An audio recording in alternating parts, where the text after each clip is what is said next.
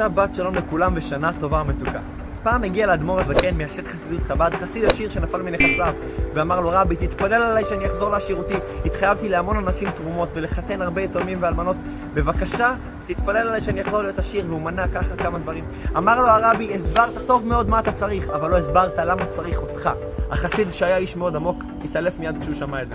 כשהוא התעורר, הוא התחיל להתפלל באריכות וללמוד תורה כל היום. ניגש אליו אדמו"ר הזקן אחרי כמה ימים ואמר לו: תשקיע בעסק היהלומי הספציפי הזה. הוא השקיע שם, באמת הלך וגדל ונהיה עשיר הרבה יותר ממה שהיה לפני. בראש השנה כולנו נגיע לפני הקדוש ברוך הוא ונבקש את צרכנו. מה אנחנו צריכים? בריאות, שפע, הצלחה, פרנסה, כל הדברים שאנחנו צריכים בגשמיות וברוחניות. האם חשבנו פעם מה הקדוש ברוך הוא צריך מאיתנו? איפה אנחנו ממלאים את הרצון האלוקי בתמונה?